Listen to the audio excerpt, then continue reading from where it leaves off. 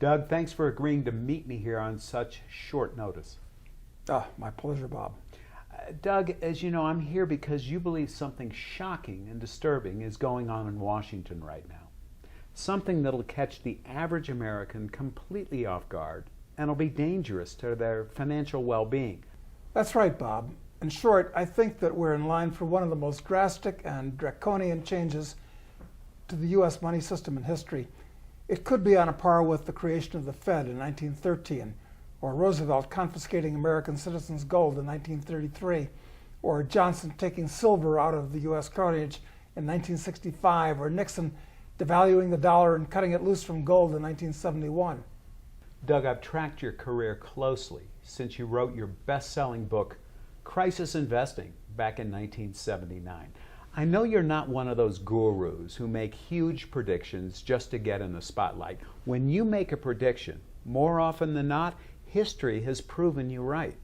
For example, in your book, you warned corporations would go belly up on a massive scale, but that the government would bail out those which are most inefficient. Sure enough, the S&L crisis ensued with over 1,000 bankruptcies, followed by the Bush bailout in 1989. Well, a good economist, among other things, anticipates not only the immediate and direct consequences of government actions, but the indirect and delayed consequences as well. Unfortunately, most of the economic pundits you read about are actually just political apologists. Doug, you've issued at least one major prediction in each of the last 4 decades. Let's take a quick look. In 1989, 9 months before the fall of the Berlin Wall, you wrote, "The Soviets are likely to see their country break up into its many constituent parts over the next few decades." November 1999, 4 months before the NASDAQ lost over 60%, you said, "Almost every one of the internet stocks is a burning match." You said we'd see, quote, "a 95% plus meltdown among the survivors, with many disappearing totally." Amazon, one of the survivors you specifically mentioned, was overpriced at the time, fell 93% over the next 18 months. Uncanny. But it's not all gloom and doom. The same year, you made a strong call for gold. You wrote, "I think the price of gold is at the bottom, and over the next few years, it's not just going through the roof, but to the moon." Sure enough, gold was trading for $259 at the time, but it eventually rose to $1,900, offering those who followed your advice the chance to turn $10,000 into more than $72,000. Lastly, in 2005, 2 years before the housing crash, you issued this public statement. You said, "What's going on now in the residential real estate market is much like the tech bubble, but potentially much more serious than what went on in stocks a few years ago. The bubble is floating on a sea of debt. When it bursts, millions of houses will hit the market in distress sales." This was another warning that could have helped millions of Americans steer clear of disaster. Now, Doug, I'm not going to list all the predictions you've ever made, but these showcase why financial author Robert Ringer has called you one of the great prophets of our time, and why Simon & Schuster has stated you've never been wrong on one of your major predictions.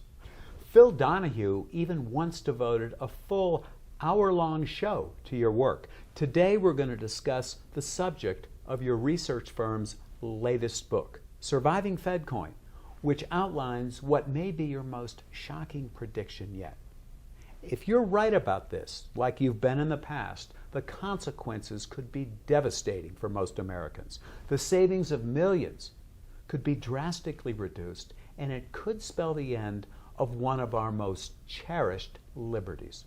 Well, Bob, I don't have a crystal ball. I'm not a fortune teller, but I believe that in the real world, cause has effect and actions have consequences. So the key is to position yourself. Sometimes it takes a few years for the inevitable to become imminent. Okay, Doug, let's just dive right into it. It's crazy out there. Now, what is going on? I believe that we entered the Greater Depression in 2007. Compare it to a gigantic financial hurricane.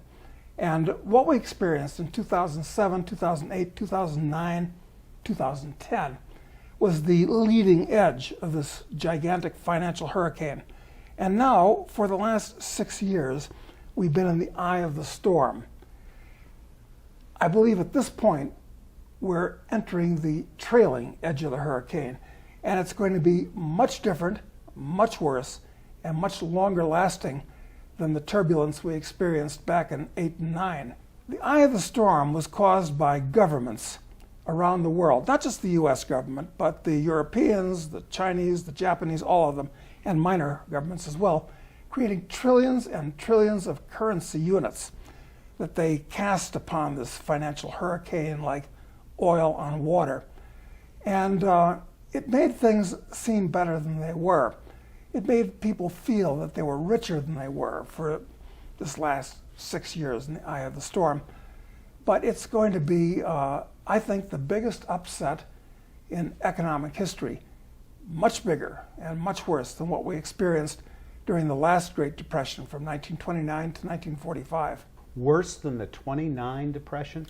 Yes. How bad can this get?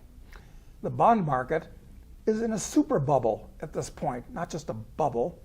The real estate market, which floats on a sea of debt at these very low interest rates, is in another bubble. The stock market, it's a speculation at this point. People forget that in between 1929 and 1932, the stock market collapsed 93%. When the banking crisis hit Cyprus 3 years ago, this is rather unbelievable, but it's true. The stock market in Cyprus collapsed almost 99%. So anything is possible in circumstances like this. In 2008, in September, it's acknowledged by members of the Federal Reserve that we came within hours of a total collapse of the financial system. AIG, Merrill Lynch, Goldman Sachs, commercial banks, they came within hours of a total collapse. Why? Well, one of the reasons why is, as Warren Buffett has pointed out, there are about, at this point, much more than there were back in 2007 and 8. There are about $1 quadrillion worth of derivatives. These are very complex contracts that one financial institution owes another, who sells it on to the next one, who sells it on to the next one. It's a gigantic daisy chain. And if just one of these institutions can't make a payment, the next guy can't make a payment, and the next guy. And when you go to redeem or cash your paycheck at Citibank or whoever, what are they going to give you? They're bankrupt because of the people not being able to pay them. This is how it all comes down, and the banks actually close. This is what the fractional reserve system is about. The U.S. at this point is a ticking time bomb from a financial, from an economic, from a sociological, from a political point of view. It's a very dangerous situation. I'm not talking about 5 years or 10 years from now. I'm talking about going back into the trailing edge of the storm in a matter of months. So let's talk about this change in the U.S. money system. Doug, what do you believe is going to happen? Well, the monetary system itself is extremely unstable, and money is the lifeblood of an economy. And you poison the monetary system, it's like getting blood poisoning. It'll kill you eventually. We're seeing this now. The dollar has lost about 97% of its value since the creation of the Federal Reserve in 1913. That trend is not only going to continue, but at this point it's going to accelerate rapidly. One of the things that's helped a lot recently is the fact that it's the world's reserve currency. There are about 10 trillion US dollars outside of the US. This is a big problem because the major export of the United States for the last 30 years has been dollars.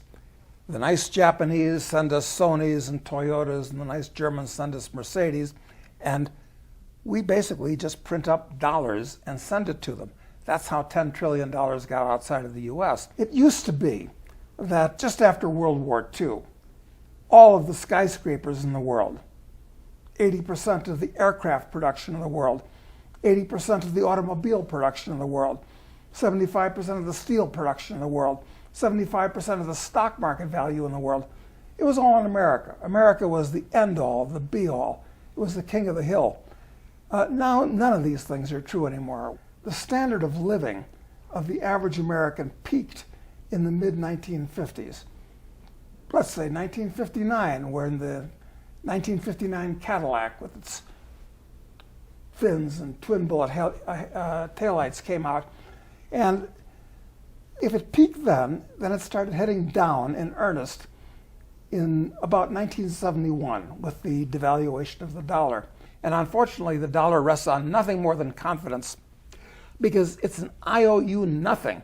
And the US government, make no mistake, is bankrupt. Its liabilities far, far exceed its assets.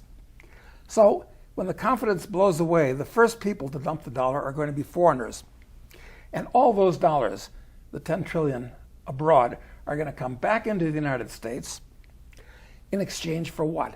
Share certificates, titles to real estate, to companies, to real goods, to Boeings, to IBMs. And the dollars are going to come in. I mean, inflation could explode in this country. It's a very, very unstable situation from many points of view. So, Doug, a number of countries are already abandoning the dollar. I've read about a trade agreement.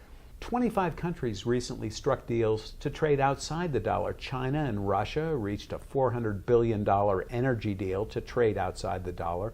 This is a trend that's in place right now, and you expect that to... It's a trend that's accelerating, actually, because at this point, when the Russians trade with the Chinese, which they do, what do they use? They use US dollars, but the US government is an enemy of both.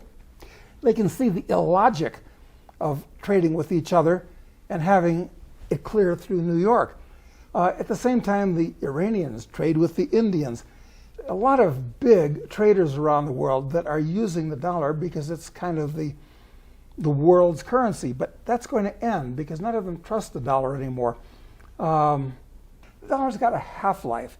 It's an IOU nothing on the part of the US government, which the whole world increasingly sees is bankrupt. Social Security itself is bankrupt. 47% of the people in this country are net recipients of tax money from the government. Okay?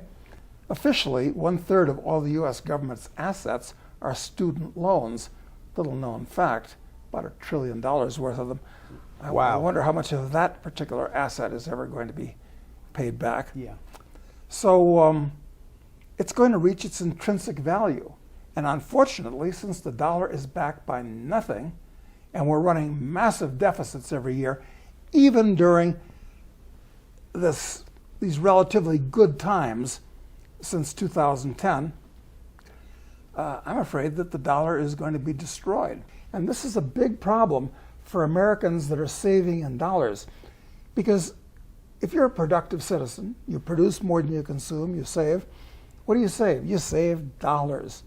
And if the government destroys the dollar quickly, not just gradually as has been going on for decades, you're going to be out of luck. So you've got to do something about it. You've got to prepare for this eventuality. So from everything you've described, Doug, it sounds like our currency and the monetary system in general is in real trouble. It's in very big trouble. Look, during the entire 19th century, which was the greatest sustained period of growth in world history of any country in the United States, the dollar was completely stable. The dollar was defined as 1/20th of an ounce of gold. The price level was completely stable, even going down during that time, which encouraged people to save, which is a good thing. Then the Federal Reserve was created in 1913. Now, it made it possible for all kinds of strange things to happen in the banking system. That resulted, the creation of the Federal Reserve resulted directly in the credit collapse deflationary depression of 1929 to 1945. So, Doug, what do you actually see happening with the dollar? My thought is this, that understanding that the dollar is as unstable as it is, at this point, the Fed might try to create an alternative, and an alternative that's more under their control than the dollar and actually out of the traditional banking system. What would happen if the Federal Reserve created a look-alike dollar? Let's call it the fedcoin. Perhaps based on the same technology that Bitcoin is based on. This is the blockchain technology where every transaction can be tracked from the creation of the Bitcoin itself. I suspect the next stage on the part of the government, since they've tried quantitative easing, can't do that too much more after creating trillions and trillions of these paper dollars, which are going to come out of the financial system and into the retail system, exploding prices. Zero interest rates, negative interest rates, huge distortions. That's going to come to an end. What are they going to do next as we enter the trailing edge of the hurricane and everybody will say, do something, do something? Well, what can they do? They've used their two major tools so far. My guess is they're going to come up with a completely digital currency called the fedcoin, which will actually act as a parallel alternative to the dollar. It'll have a lot of advantages from the government's point of view.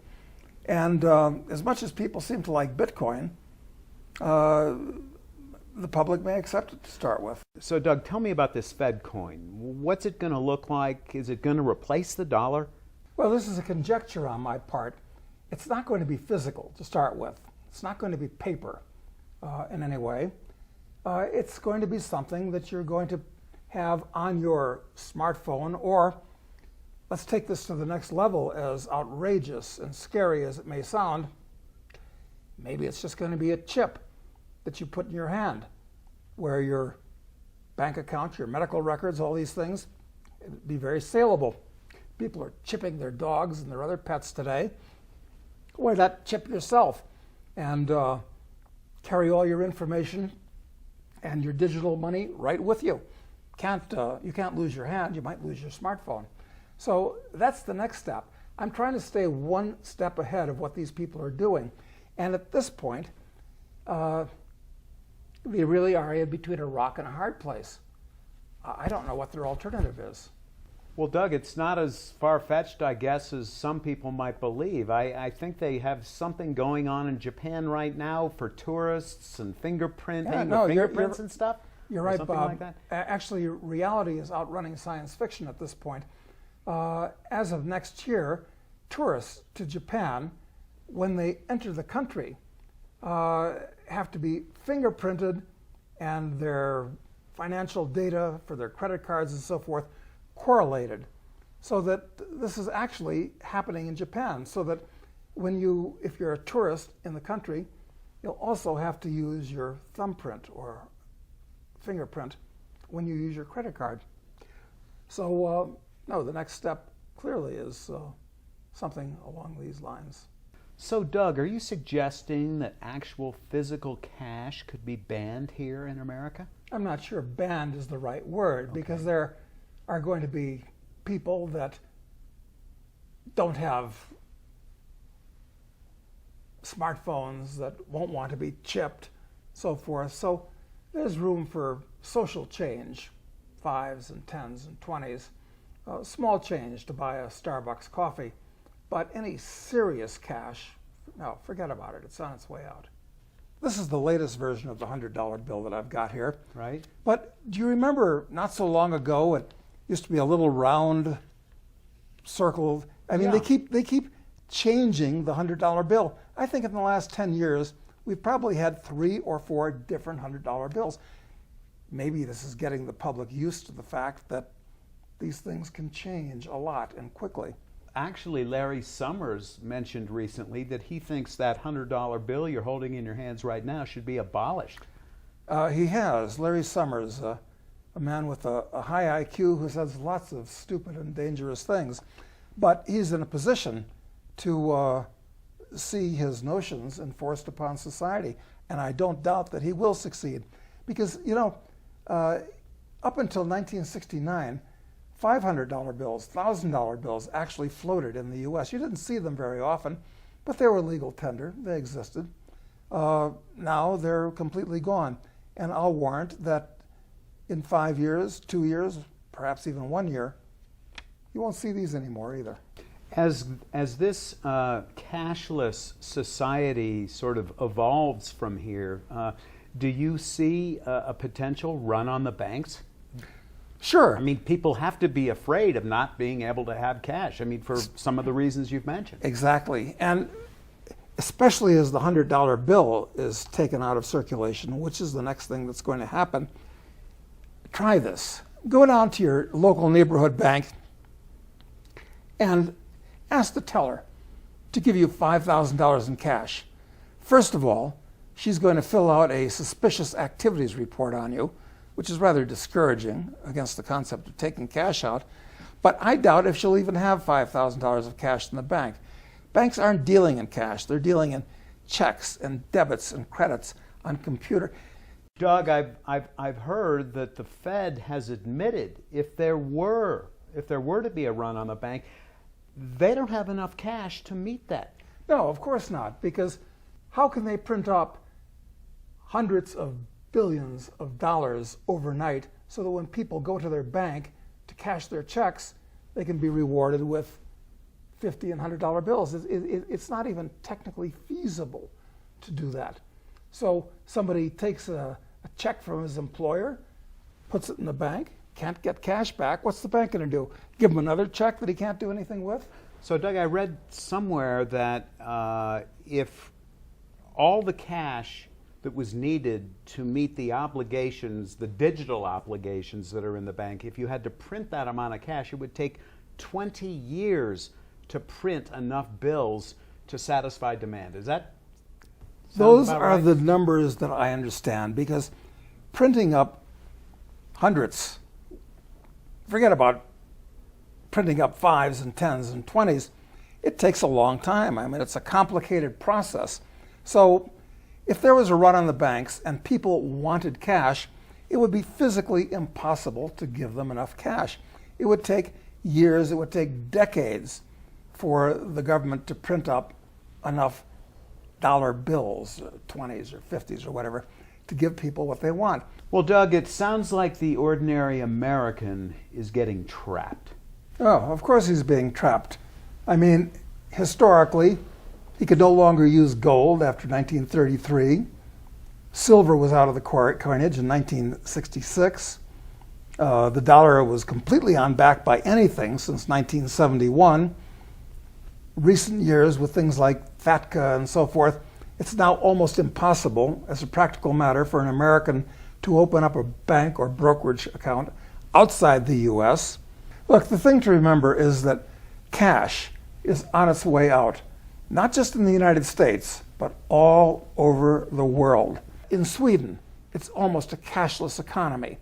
In France, in Italy, in Spain, it's illegal to transact for more than 1,000 or 2,000 euros of cash. The euro, the 500 euro note, is being phased out. The reason for this is that if the banks are untrustworthy and interest rates are zero or negative, why leave your money in a bank? It costs you less to put it under your mattress, actually. So, but they don't want people to have cash. Why? Because they say a cash economy facilitates tax evasion. It facilitates underground transactions. It facilitates drug transactions. It facilitates terrorism, where $100 bills are passed around in suitcases and so forth. So they'd like to kill all currency. Now what are you going to do? You can't leave money in the bank because you're getting zero or negative interest rates. The bank itself, where you're leaving your money, is unstable, illiquid, probably even insolvent. You can't have cash because the most that they're going to have in the future are 10s and 20s. So what are you going to do? I mean, you're really trapped at this point. Doug, we keep hearing more and more about these negative interest rates. Can you explain a little bit more what that means? Well, it's an extremely bad idea because it discourages people from saving, and saving is what builds capital. So it's very destructive for the economy, actually for civilization itself over the long run. But the idea is that they're trying to encourage people to consume more. It's actually bizarre. They're trying to encourage people to save less and consume more, even though the way you become wealthy, whether you're an individual, a company, a country, is by producing more and consuming less. So it's a desperate effort to keep the current order of things from collapsing. But the more of this type of thing they do, the more certain the collapse becomes and the more devastating it'll be when it does unfold. And I think we're right on the edge of it now. So, Doug, what's the advantage of the fedcoin, if you will, from the Fed's point of view? Oh, it's a huge advantage for them because in the 2008 crisis, they like to blame a lot of the problems on a lack of transparency. But with blockchain and the fedcoin technology, they can see everything everywhere. So it's complete transparency where they can see everything everywhere that everybody's doing. It's a parallel system relative to the one we have right now, where if anything goes wrong with the US banking system, the US insurance system, you've got the fedcoin as a backup.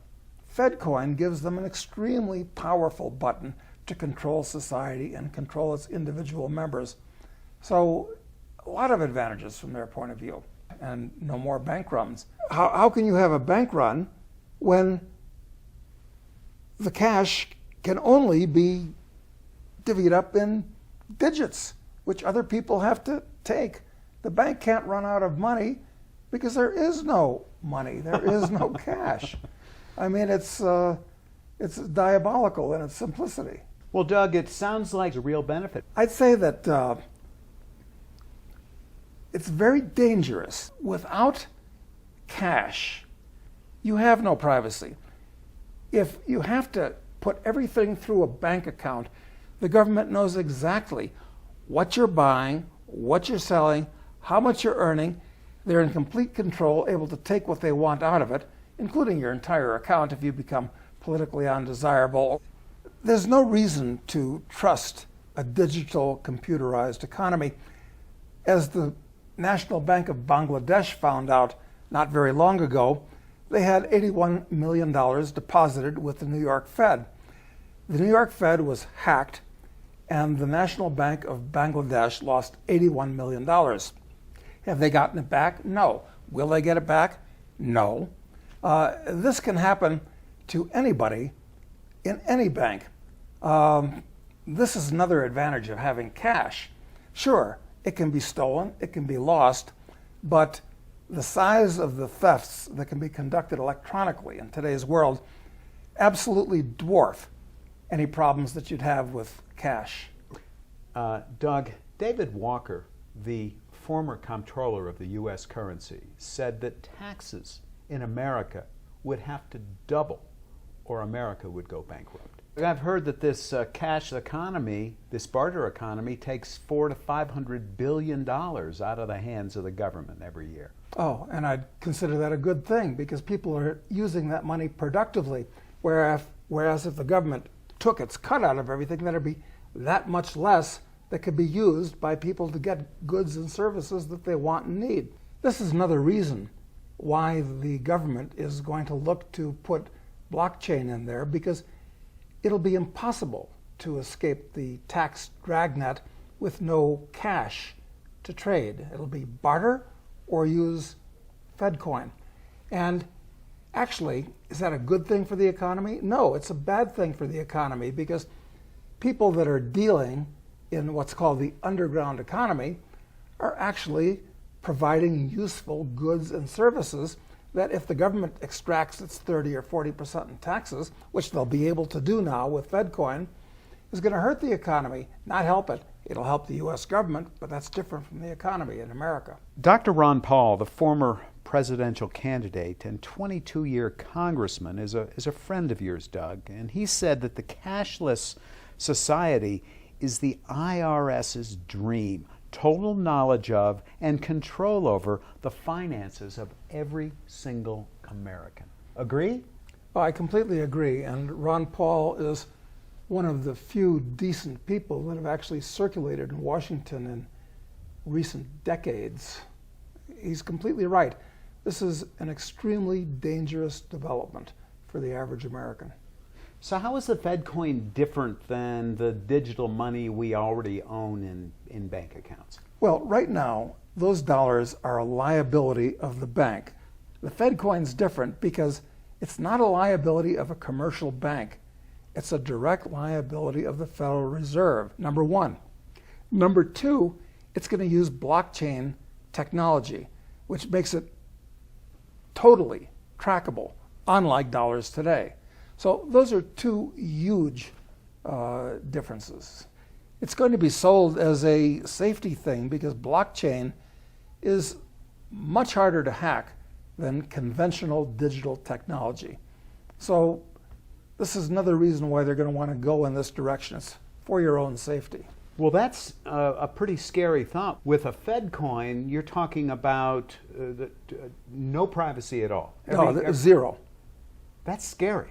Well, not only that, but as an innovation, it's much more convenient for them to create them, to debit them, and credit them. They're really going to be in control of everything at that point.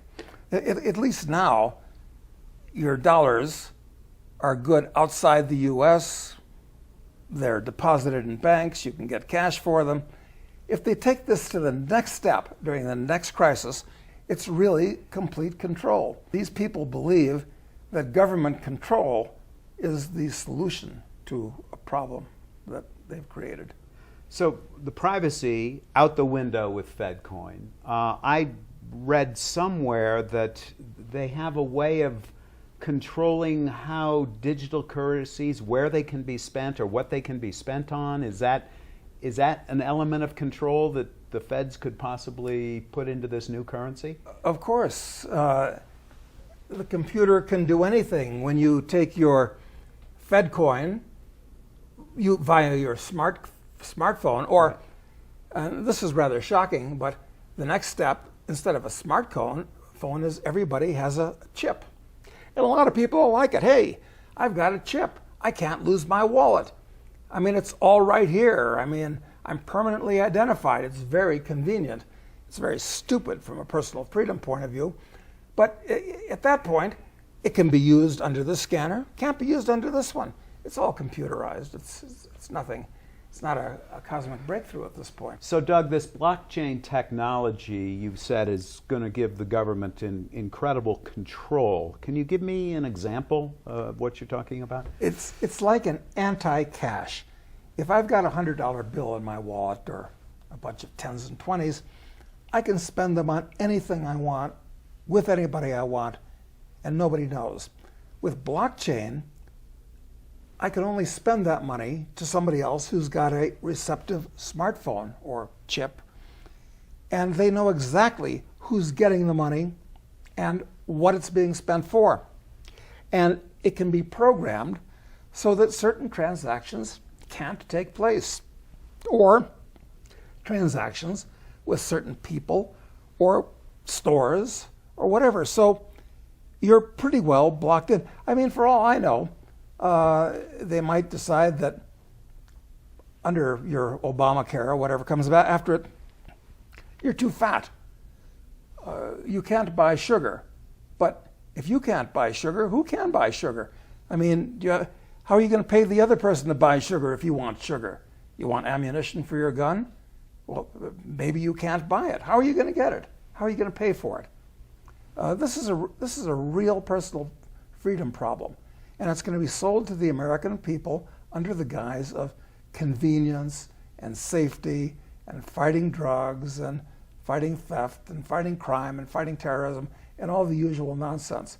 But it's going to be devastating to freedom and economic progress in this country. I can see how it might be sold, for example, if you limited, say, a 16-year-old's a fedcoin account from buying alcohol. I mean, that could be sold as a real benefit. We can enforce the liquor laws.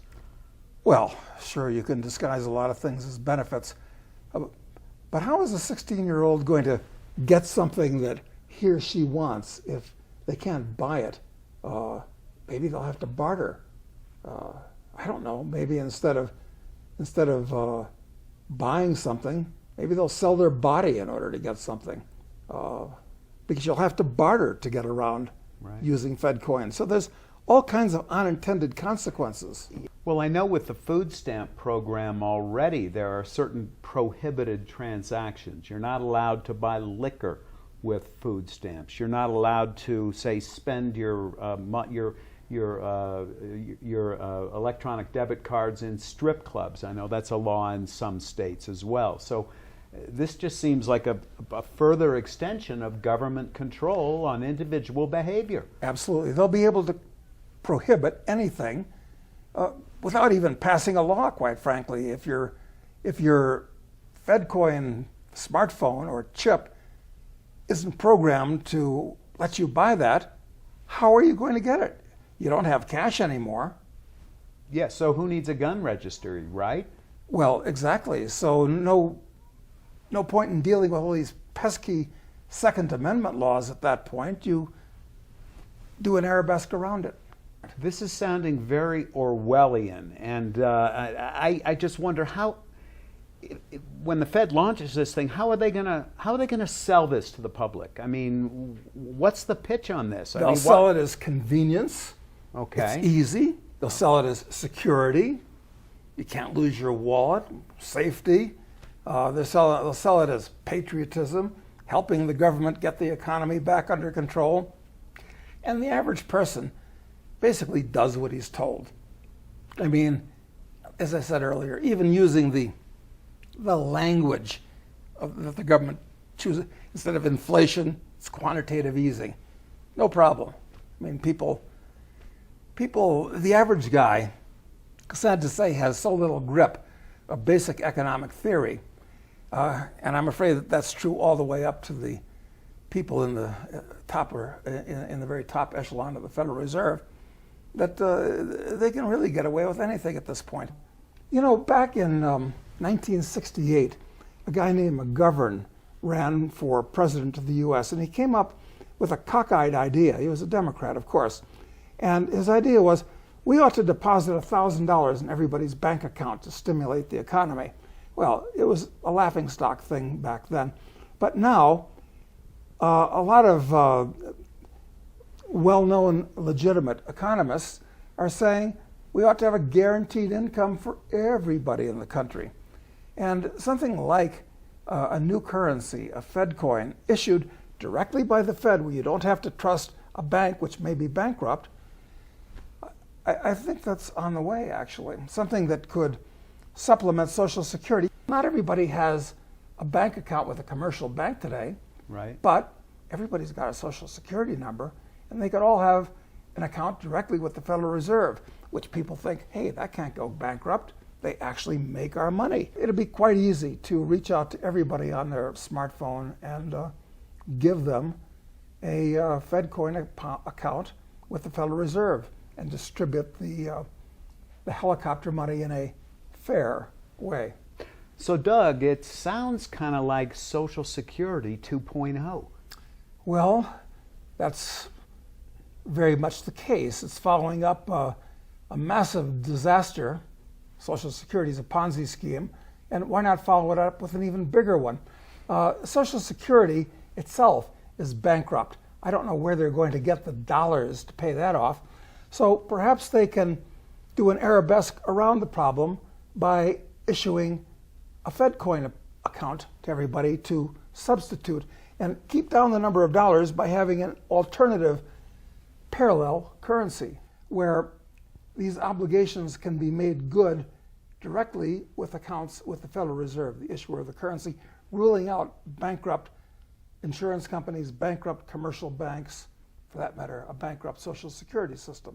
So what are they going to do? At this point, they've shot all the arrows in their quiver. They've printed up huge amounts of money. They have reduced interest rates to zero. In fact, at this point, there's about $13 trillion of government bonds around the world that have negative interest rates, where forget about the inflation losing value, eating the value of your money. You have less money at the end of it. It's absolutely insane. It's bizarro world where things are turned upside down. It's like the last arrow in their quiver that I can see at this point. So Doug, is this fedcoin something that's going to replace the US dollar, or will it exist alongside the US dollar, so you'll in effect have two currencies? This is the $64 question. It's hard to say how it'll work. To start with, I suspect it's going to be a parallel currency, perhaps usable just within the US, which in effect would be a form of foreign exchange controls, even more effective than the inability of Americans to open up foreign bank and brokerage accounts today. But in the event of a serious problem with the dollar for a lot of reasons, or the banking system for a lot of reasons, it provides a parallel currency, an alternative directly dealing with the issuer itself. I think it's a near certainty that they're going to do something like this, and soon. Doug, this is an interesting theory, but is there any evidence that the Fed is actually looking into this at this point? There actually is. There have been a number of statements by everybody from Janet Yellen on down that this blockchain technology, which is in back of Bitcoin, they consider it viable, they want to use it. And this is unusual in a way on the part of the government. Usually, when a new technology of any type comes out, whether it's the horse or the gunpowder or the printing press, the government doesn't like these things, these innovations, because they take power away from whoever controls it, the establishment. The status quo, right. Exactly, changes the status quo and gives power to the common man. All these things have liberated the common man. The computer revolution, the internet, is a perfect example of this. But in this case, the situation is so serious, I think the government wants to co-opt this technology, to get in front of this technology. And since it's already been legitimized, the idea of Bitcoin and blockchain technology, I think the next step is that you're going to find the Federal Reserve itself offering fedcoin, which is very convenient for them, because with that, they can designate exactly how those Fed coins can be spent. They know exactly who gets them, what they're used for, and so forth. And if there's ever a serious problem with the dollar, for instance, with the trillions of dollars outside the U.S. flooding back into the U.S., it can act as an alternative currency, which, at least for a while, will have some semblance of confidence. So it sounds like a way to shore up the money system. But it's pretty unstable. They've used all the monetary tools that they know exist. This is the only thing that I can think of to further shore things up. They've been talking about it. Nobody's been listening. It's an outrageous idea, but it's going to happen. It gives the government more control, and that's what the government needs and wants and thinks is a good thing, quite frankly. No, of course they're going to do this. You've got to get ahead of the situation. Doug, we'll talk about how you can protect yourself in a moment, but first, I want to get a sense from you for when this is going to be happening. Surely we're talking multiple years, maybe even decades before this comes about. I think not, Bob. I think that since we're going into the trailing edge of this gigantic financial hurricane now, so we're not talking about decades or years, we're talking months, or for that matter, depending on when somebody views this, it could be a matter of weeks. I mean, there's a certain amount of urgency, not just importance, but urgency in doing this. I think it's happening right now. In Canada, they have something called Project Jasper, which is their own version of this. The Chinese have announced that they're planning on a blockchain type currency. The same thing. They've said that they want to see this happen as soon as possible. The British have made an announcement along these lines. This is seen as a worldwide solution, part of the globalist solution to problems. You don't see this widely reported in the media, but it's happening all around us at this point. So it's going to happen here. Look, in June of 2016, Janet Yellen and dozens of other central bankers met with the top experts in the blockchain area, including the people that are in back of Bitcoin at this point. It's happening now. The technology is there. But my question to you is, wouldn't it take a long time for an infrastructure to be put in place to allow the fedcoin to, to be distributed? Actually, the infrastructure is there right now. It's there right now? In other words, if the U.S. government needed currency to redeem people's demands for their money at a bank, they couldn't possibly print up enough currency quickly enough. That's out of the question. However, today almost everybody, except the very bottom of society, everybody has a smartphone. And the blockchain technology has been active and used now for a decade. Now, Doug, just so I understand what's going on here, so the Fed has run out of policy tools. They've printed trillions of dollars, interest rates are basically at zero, and soon they may have to go negative in an effort to stimulate the economy, but they won't be able to do so without banning cash. And then they're going to come up with a new currency, a fedcoin that traps people's savings. Essentially, this could be the ultimate confiscation and control tool. Do I have that right? Bob, you're absolutely right. The most important thing to remember is that the paper dollar, the $100 bill, the $50 bill, currency itself is on its way out. It's going to be replaced strictly with digital money, as is happening in other places in the world right now. This has got very serious consequences for you on all levels. So plan your life around that. So, Doug, is this going to be a total reset?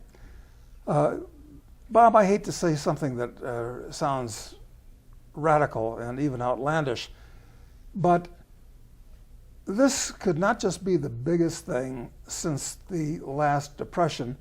This could be the biggest thing since the Industrial Revolution, with all kinds of consequences. It's going to be a massive storm with unpredictable consequences.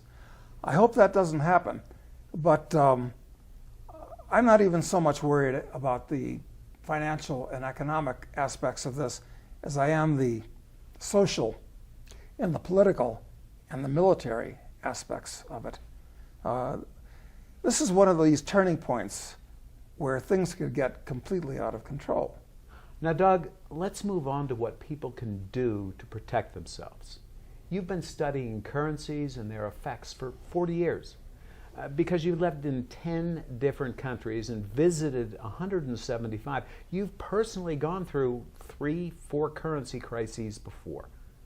You've seen the ravages firsthand, but you've also seen the flip side, how if one is carefully prepared, you can actually come out way ahead. In fact, in the 80s, you took advantage of a crisis in China and turned $30,000 into $950,000.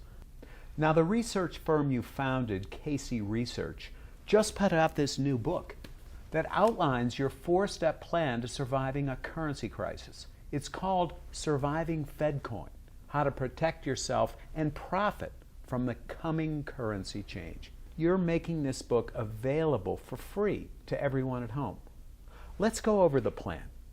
Well, I'm not trying to be an alarmist. I'm just trying to anticipate where the current trend is going. And all the current trends that I'm looking at are accelerating in one direction. There's a 4-part program that I put together. First of all, you've got to look at where you are in the world today. What do you own? Where do you live? If you have 2 cars, 3 cars, a bunch of flat screen TVs, too much junk around, the first thing is liquidate. I think that you should take everything that you don't really actively need or want and get rid of it. Get fighting fit, get slim, turn it into cash. It'll liberate you psychologically, it'll liberate you financially. It's also true of stocks that might be in your portfolio that your broker put there and you forgot why you owned them.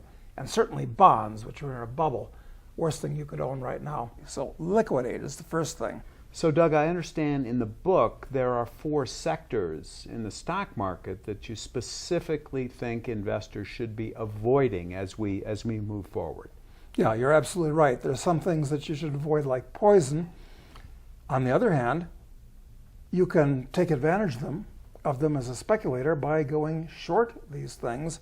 They crash, you win. Okay, that's step 1. Step 2? Step 1, you're going to want to create. What do you know? What people do you have contacts with?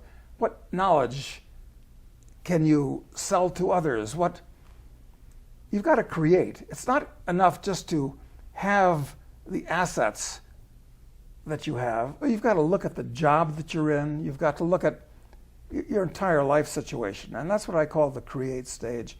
Then number 3, perhaps from our point of view now, the most important parts of that are the consolidate and speculate part of this. And by consolidate, I mean look at where you should be. Your financial assets, stocks, bonds, your IRA, your HR-10 plan, your bank accounts and so forth. Get them in the right places, in the right kind of assets.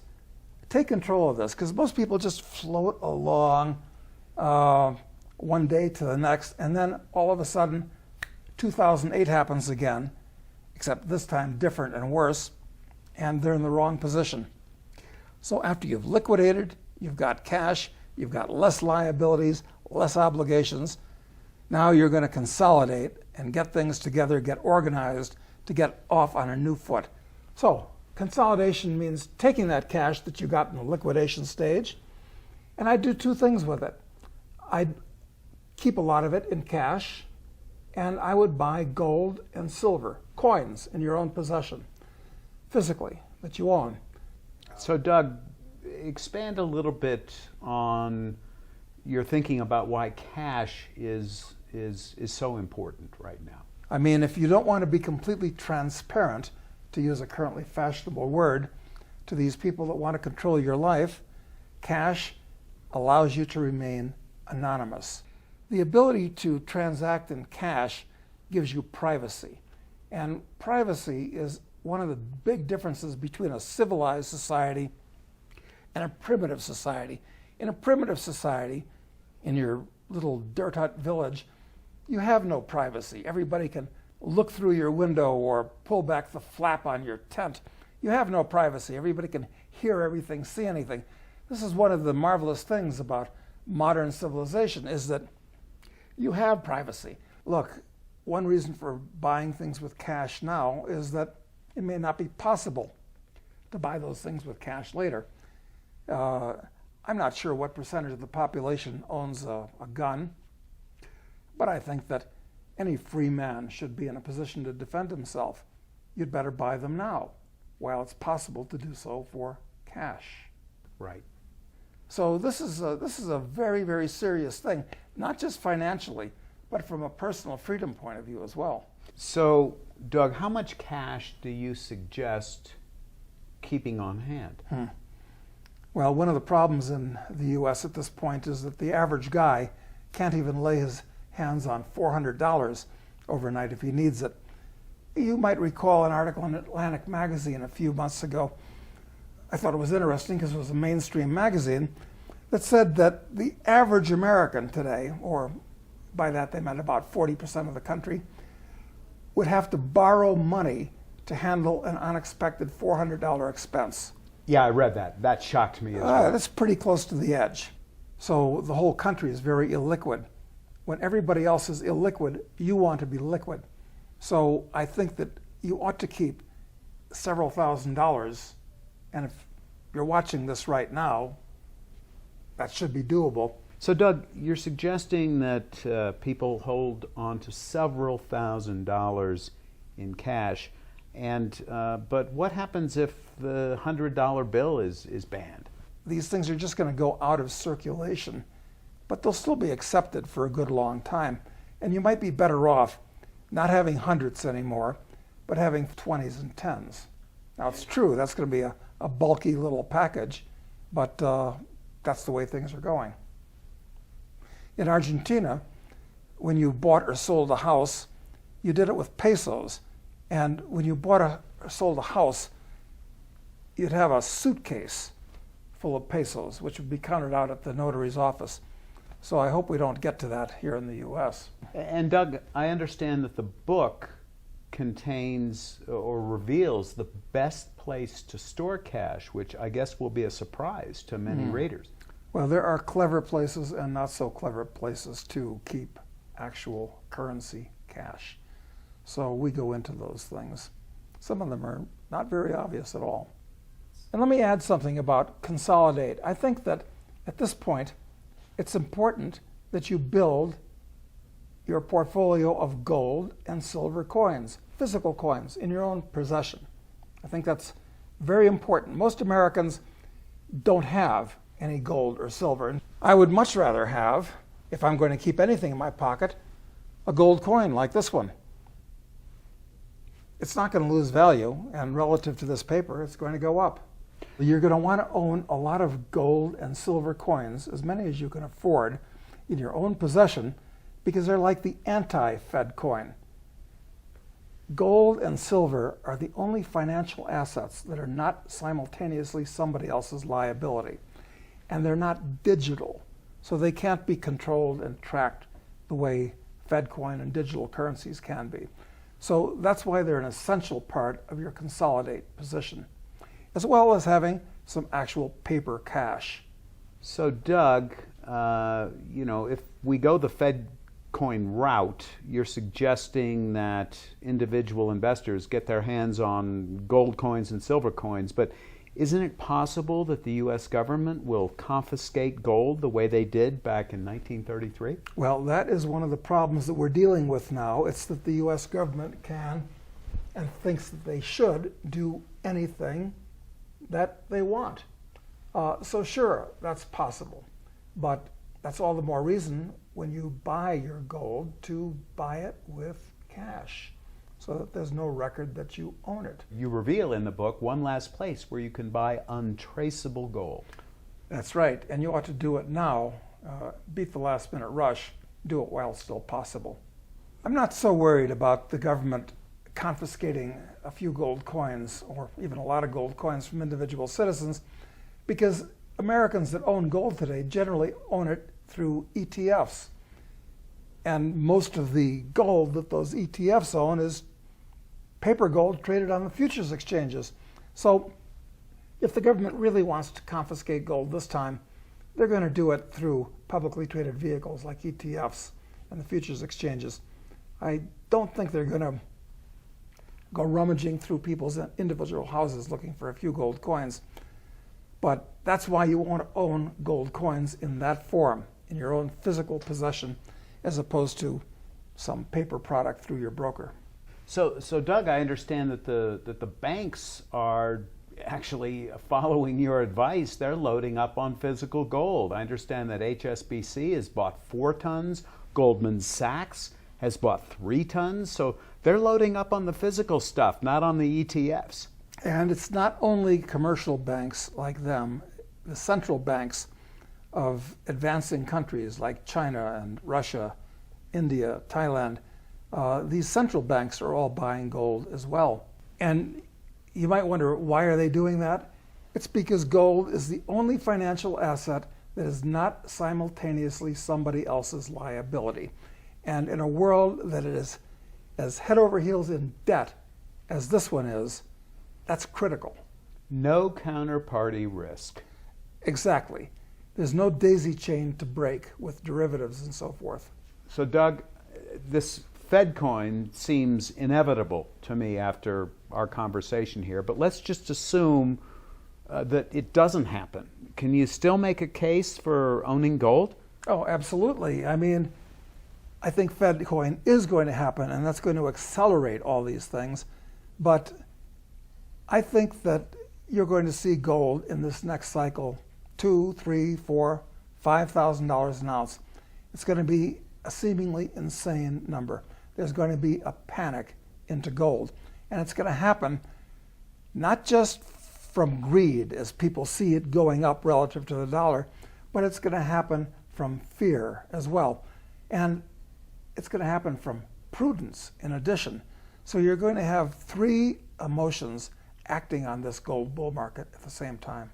Doug, I understand that the book reveals the top 4 gold coins that the novice investor should consider purchasing. Yeah, that's true. And we also cover some more obscure, but in many ways more interesting types of gold coins as well, all with very low premium above their slated dollar value. You also go into the cheapest way to legally buy gold coins in the United States. Like almost anything else, there are smart ways and not so smart ways to do things. So we absolutely try to cover the practical aspects of all this in addition to the theoretical possibilities we've been talking about. So Doug, are you suggesting that people buy gold now, or is this something they can do in a few months? Or I think it's going to go up several 100% from here. So the time to buy it is now. Don't delay. Don't look for a retrenchment. If a retrenchment occurs, use it to buy more. But no, you want to act now, you want to buy now, because it may become impossible to buy gold in the future. I mean, this recently just happened in Sweden. The largest gold dealer in Sweden, their bank accounts were frozen for no reason other than the Swedish government no longer wants to see gold purchased.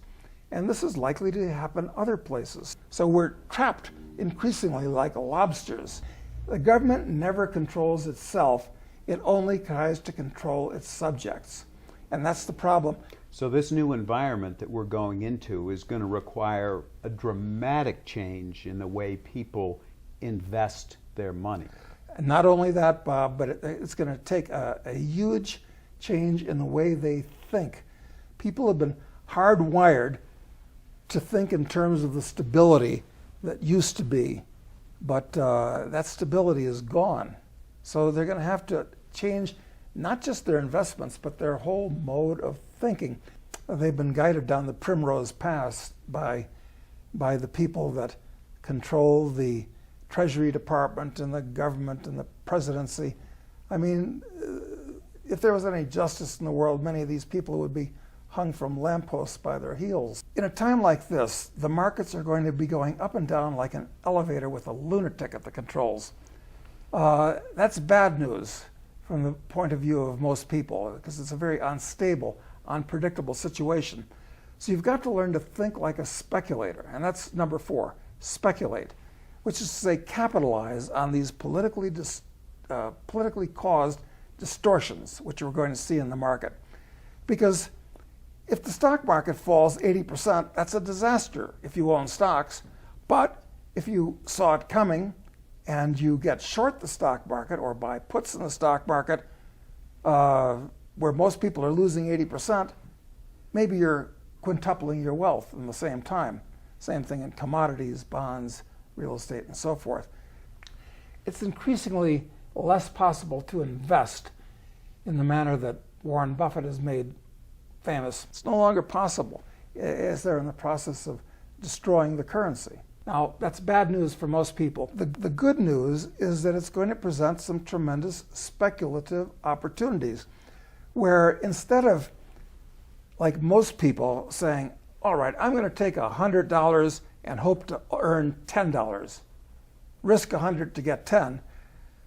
In this environment, a speculator is going to be able to take $10 and hope to gain 100. If you can change your mindset, there are going to be tremendous opportunities. Can you give me an example? One of them, which I've specialized in for many, many years, is junior gold mining stocks. They're the most volatile class of securities on the planet, bar none.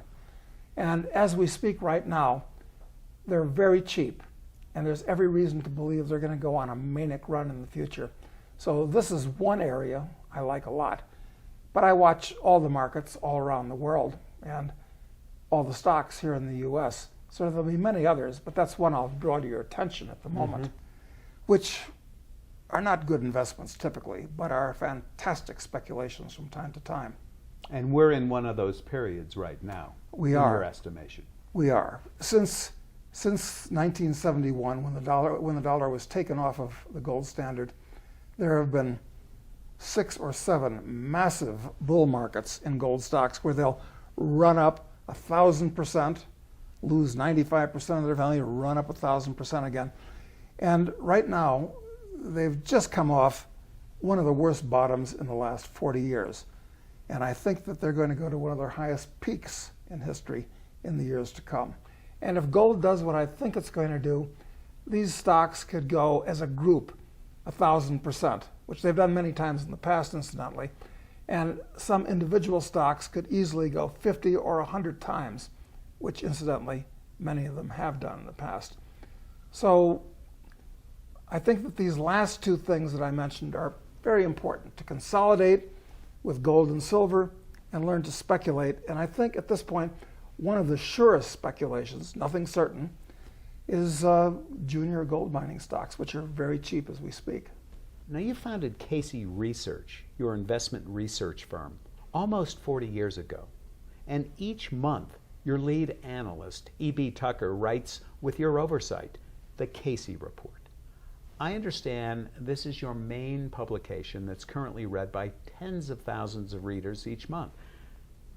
As part of this special presentation, not only are you letting readers at home get a free copy of the new book your research firms just put out, Surviving FedCoin, How to Protect Yourself and Profit from the Coming Currency Change, you're also letting people at home try out a 1-year subscription to the Casey Report with no risk and at a substantial discount. We've talked about just a small part of what is almost sure to happen, and only in the near term, but that's just step 1. There's a great deal more to be said. The Casey Report is the best place to track the rest of the story, as they say, and EB and I will stay on top of the situation as it unfolds, and we'll tell you what we believe you should do. Today, Doug Casey revealed what may be at stake for Americans if a new digital currency like fedcoin is implemented. It could mean the end of financial privacy, total government control, and even the outright confiscation of our savings. But Doug and his team at Casey Research aren't standing still, waiting for the catastrophe to hit. They've put together a special FedCoin survival kit to reveal the steps they're taking right now to protect their savings. It's a roadmap they believe everyday Americans can follow, not only to ensure they keep what's theirs, but also come out ahead.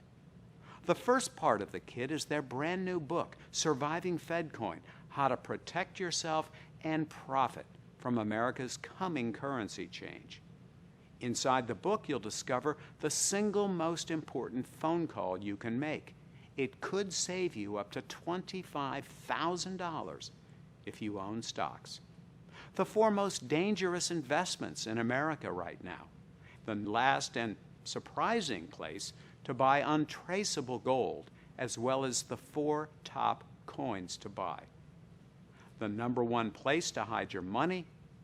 The 3 best crash-proof companies to add to your portfolio right now, as well as the number 1 alternative currency to own for surviving a currency crisis. Next is the special report on the cheapest legal way to buy gold in America today. This loophole, which lets you save up to 87% on gold coins, is a Casey Research exclusive.